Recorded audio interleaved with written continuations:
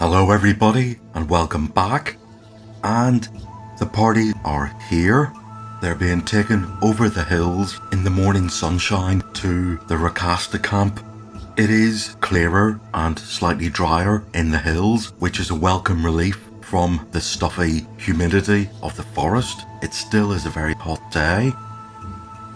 I should move the Torrentius back to Pirate Island, by the way, because this is the adopted home that we cleared out. But back to here. Eventually the party see the Rakasta camp ahead, and it looks like this. It's got a fire pit, several tents, and a pavilion, and in fact I think it should be bigger than this because in the book there aren't that many Rakasta listed, and they tend to be warriors and the tiger riders. But I'm going to suggest that this is a whole settlement with both women and children and farm animals as well. These are a nomadic tribe. We're told their treasure comes mostly from rich furnishings and carpets, so those have to be made somewhere. There are goats on the hills, and there are several of the young cat people who are acting as the shepherds. There is wool from the goats, which is being spun and being woven into cloth. These Rakasta warriors use fake metal claws as weapons. There's a smith sharpening and fashioning those. Some animal skins being turned into leather. This little nomadic place is a hive of activity. There really isn't much time for people to sit and be idle, except at the end of the day when all of the work has been done. Of course, all the work stops when the 8 cat riders come into the village with the party being escorted. We aren't in chains. We aren't entirely a curiosity. It's highly likely they will have seen humans before. Maybe they're curious about Carrick the dwarf. Maybe they sense something different about Sylvia. Nonetheless, we're taken to the main tent where there's a chief who is not sitting on his chair acting all high and mighty. He is in fact doing his own work. He is sharpening his weapons. The cat people speak to each other in their own language, and then the chief looks at the party and says, what shall we do with you? It's Maridin, with the highest charisma, who steps forward and says, we are in a bad way. We mean you no harm. We might even have some things to trade for your hospitality. Now these Rakasta people, they're described as barbaric. Well, I don't think they're savages, but I would say that they live by the rule of the claw. And the chief says, right, well you have to earn your hospitality, which means you have to fight me. So choose your best warrior. The person who draws first blood wins. If you win, you can stay and have our hospitality. If I win, I take all your gold. Well, the party get together, and Donard has the best armor class, so he steps forward and says, you can fight me. And the Rakasta chief just laughs, points to Tybor and says, what about him? Because Tybor is at least 1 foot taller and 1 foot wider. And Tybor steps forward and says, let this honor be mine. And just with that, a small fight is set up. They move to a clearing here. Everybody gathers around. Tybor takes out his 2-handed sword, and the cat chief gets 3 attacks on him. This is not good news because he has a THAC0 of 16 and Tybor's armor class is 3. So he needs a 13 or more.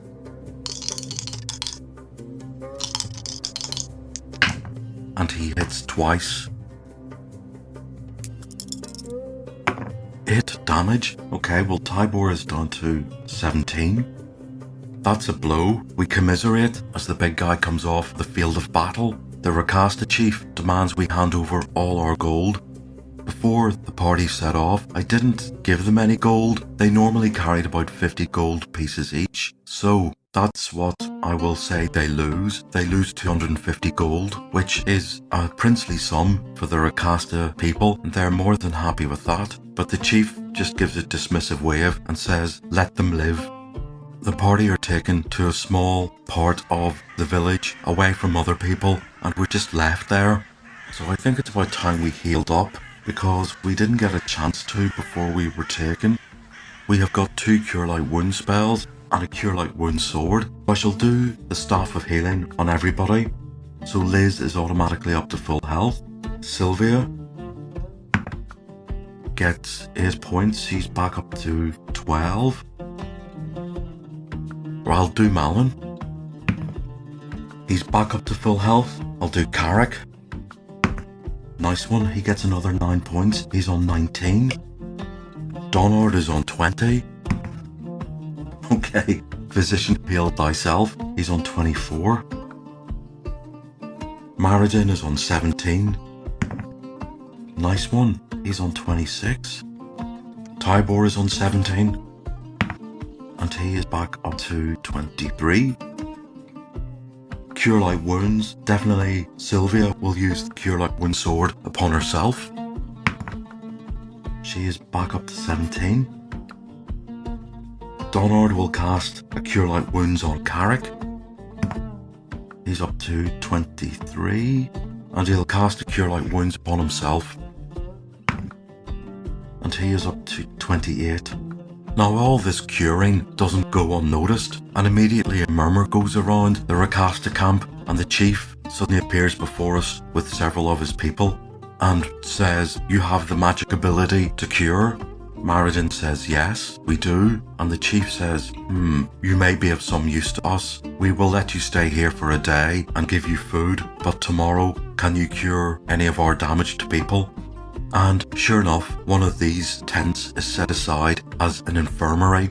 With all of that cleared out of the way, we have settled into the Rakasta camp, and we will have to ask them, do they know anything about the party of humans who have been through here and caused some devastation? Donard is shown into the infirmary, and there are about 6 cat people lying there with some severe wounds in their sides and across their limbs. He turns to the chief and asks, "Who did this?" The chief snarls and curls a lip, showing a fang, and says, "You people." Donard says, "I can assure you it wasn't us," but the chief says, "I mean your type of people." And Donard asks, "Was this a group of about maybe 6? And the chief nods and says, "Probably 7. Donard gives the wounds a look over, and he says it will probably take about 2 days, maybe more, to cure these. I only have 2 spells, and we have a sword that can help." The chief asks, "What about the magic stick?" meaning the staff of healing. Donard has to explain that only works on his close friends. The chief gives a slow, throbbing growl, but he has to be satisfied, and he says, "Well, if it's 2 to 3 days, so be it. We will feed you." When the party get back together again, they've really nothing to do but to, hang around the fringes of the camp with their own little tents and just be an object of curiosity. Carrick can't help himself when he sees the Rakasta people trying to work with metal, and he goes up and asks to demonstrate his techniques, and he teaches them some new blacksmithing skills, and the Rakasta nod with approval, and that seems to ingratiate the party with them.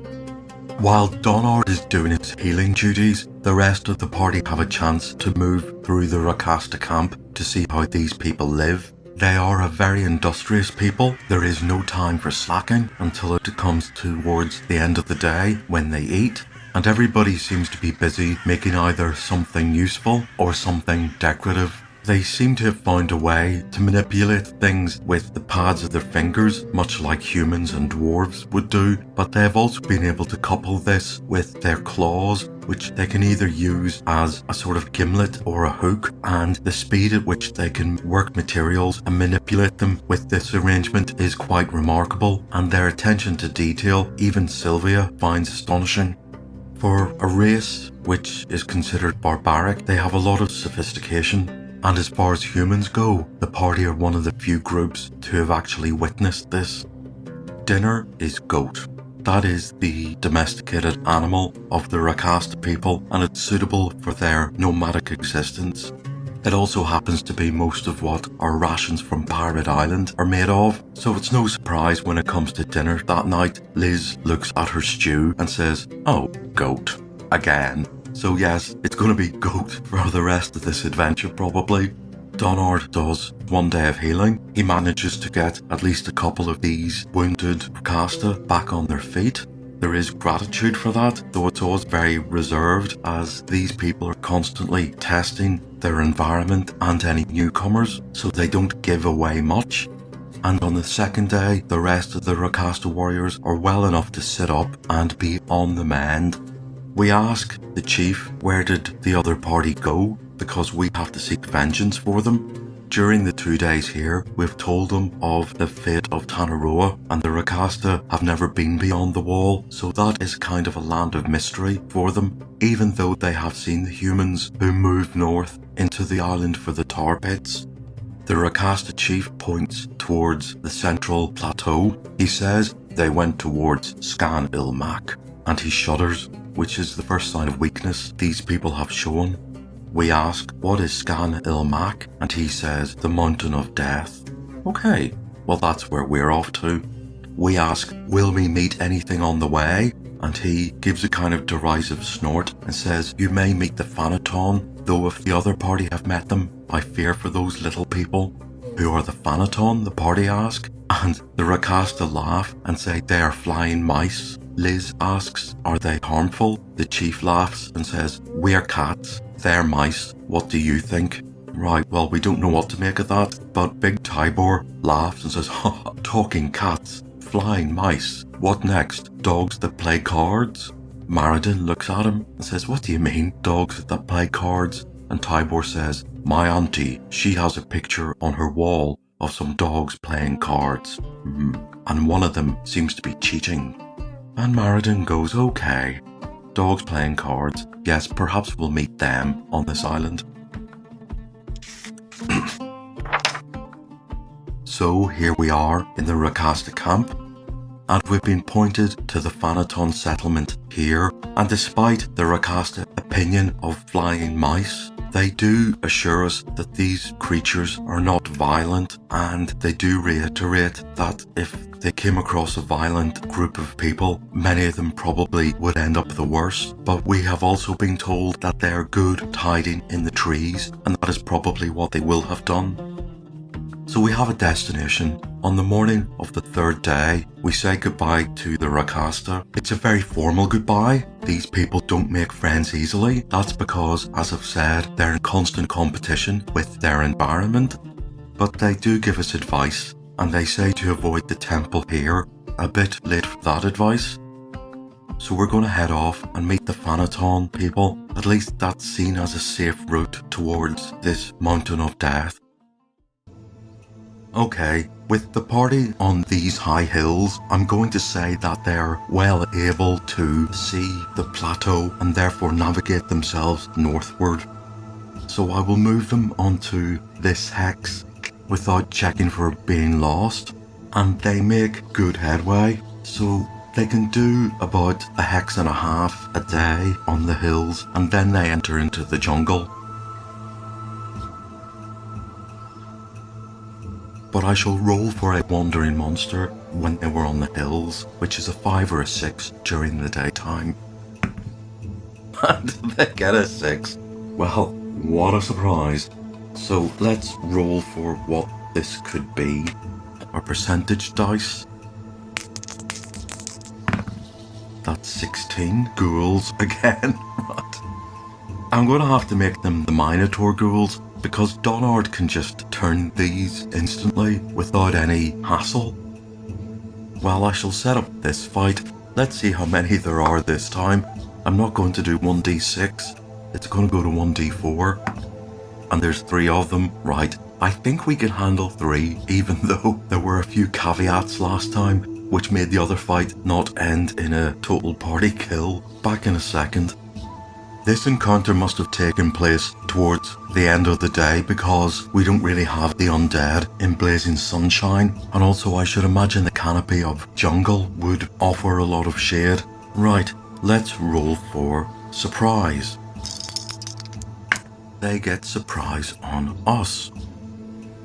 Let's roll for the encounter distance, which is much shorter when you have surprise. 1d4 times 10. And that's 30 yards away. So, our good old friend the Minotaur Ghoul comes bursting out of the jungle. And there are 3 of them. Right, who are the unfortunate, unlucky ones to get targeted? Well, I will choose the 3 lowest. Okay, that's Carrick, that's Tybor, and it's either Maridin or Sylvia. Maridin. Whilst looking for somewhere to camp for the night, kicking over some dead leaves in a fairly flat piece of land, all of a sudden there's a crashing of branches and twigs, and through the jungle comes 3 of her favourite Minotaur ghouls. It just so happens that Carrick, Maridin and Tybor are in the way. They get 2 attacks. The orange dice is the horn and the green dice is the claw. If you get hit by the horn, you don't have to make a paralysis save. So I shall do the one on Maridin first. Right, they have a Daco 13 and his armor class is 3. So they easily hit him 2 times for 6 points. He's down to 21. Does he make that saving throw? Versus paralysis as a fighter level 6. No, he is paralyzed. The second one is on Carrick. His armor class is -1, so they need a 14 or more to hit him. And he does get hit for 3 points. He's down to 29. He doesn't need to make a save. And Tybor, whose armor class is 3, they need 10 or more to hit him. They both miss. Right, that was the surprise round. Let's roll for initiative in round number 1. And we get initiative. Okay, Maridin is paralyzed. Movement, Sylvia and Liz are unranged. Can Malin cast any spells of interest? It's too close for a fireball, but he can do a magic missile. Donard is going to cast Cure Light Wounds on Maridin to remove the paralysis. This has been something in Cure Light Wounds since day 1, but I've never used it because I keep forgetting about it. And Tybor and Carrick are going to defend themselves, so there's no real movement. Let's do missiles. Or will Sylvia cast haste? 4. Yeah, I'll have Sylvia cast haste. So let's do Liz. She's going to defend Maridin. He's paralysed. And does she hit armor class 5? Just. She gets a short range bonus, and so she does 8 damage on that one. It's down to 32. Spells. Donard is going to cast Cure Light Wounds on Maridin. He is free to defend himself. Sylvia is going to cast haste, so everybody now has double attacks. Maridin has just come out of paralysis. I don't think he can get his melee attack in. So we've got one-handed, and we've got Carrick with his phenomenal 1d12 plus 4. Right, and it phenomenally misses with the orange dice, but he hits phenomenally with the green dice and takes 15 points off the one on him. Tybor goes last because we've got melee two-handed, so it's up to these ghouls to attack again. The one on Maridin hits him just once for a point. He's down to 20. He doesn't have to make the saving throw. Then the one that's on Carrick hits him once for 2 points. Again, he doesn't have to make the saving throw. The one that's on Tybor just needs a 10 to hit him. And it hits him for 6 points. He's down to 24. He doesn't need a saving throw. Just to let you know, everybody healed up in the camp, apart from Donard, who was quite wounded, and he's back up to 40 out of 51. And it's Tybor's go. He gets 2 attacks, and he does 2d6 plus 4. So his first attack, he hits. His melee tackle is 12, and he does 8 plus 4 is 12. That one's down to 28. And he misses. I forgot Malin doing his magic missiles. Round number 2. and they get initiative. Okay, we know the score. No explanation needed. The one on Maradin misses him both times. The one on Carrick hits armor class, hits him with green dice for 8 points. He's down to 19. Right, and he has to make a saving throw. Which, even as a dwarf, he makes that easily. And then the one that's on Tybor hits him for 5 points. He's down to 19 as well. Now does Tybor make a saving throw? Yes, look at that. Nice one. I thought that was going to drift onto the 2 there. So that was their go. Our go. No movement. Missiles. Liz is on the one that's on Maradin. And she hits for 7 points. It's down to 25. Sylvia. She's helping Carrick the dwarf, who has become her friend, despite the fact dwarves and elves aren't friendly. Ranged Thaco was 14, so she hits with the green dice for 5 points. It's down to 20. Spells. Malon's going to cast Magic Missile on the one that's on Maradin. Right, okay, that's 6 plus 3 is 9. It's down to 14. Melee one-handed. Let's do Donard trying to save Maradin. Remember, he was beside Maradin to cast the Remove Paralysis. Ah yes, Beast of a Cleric, and he does 6 plus 8 is 14. That one is dead. Carrick, the one that's on him.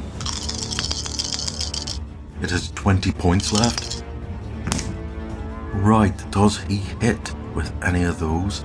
His melee Thaco is 11, so yes, he hits with both of them. He does 6 plus 7 is 15, plus 8 is 23. That one is dead. There's one left, it's on Tybor. Tybor gets one swing with his massive two-handed sword, which he has training skill in. That changes the damage to 2d6 plus 1. He gets a 3 strength bonus. So he hits, and he does 7 points, down to 21.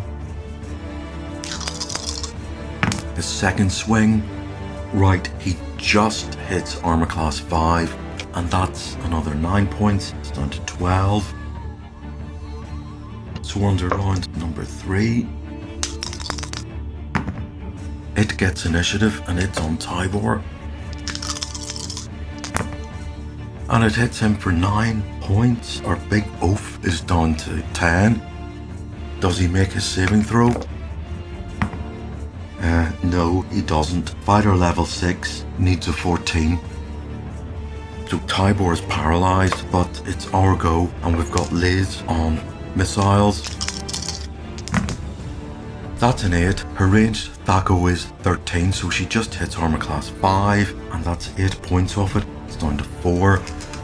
Can Sylvia swing the tide of the battle? Yes, and it's dead. 3 Minotaur ghouls dead, disgusting vicious creatures, and we have to heal up. We've used 1 Cure Light Wounds already. Okay, we'll do some healing. Staff of Healing first on Tybor. Okay, he's up to 17. Maradin. He's up to full health. Carrick.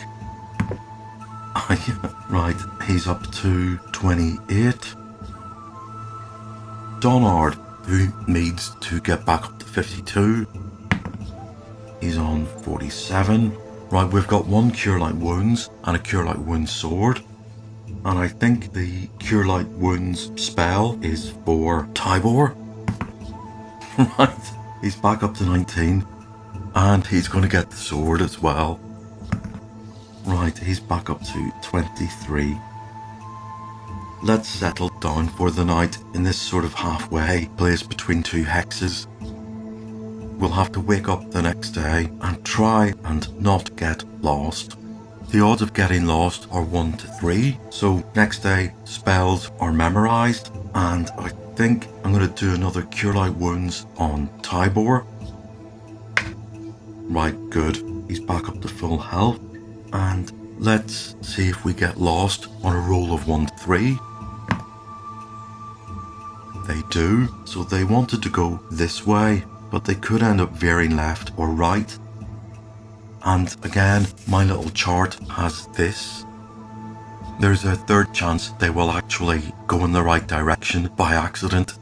So let's roll a 1d6. And they accidentally veer off this way, and they've ended up at the bottom of a trail which goes in their direction. Okay, I think I'll leave it here for today, and next time the party can follow this trail and hopefully make it to the Thanaton camp. And maybe that will be as interesting as an experience as the Rakasta. I shall see you all then. Until next time.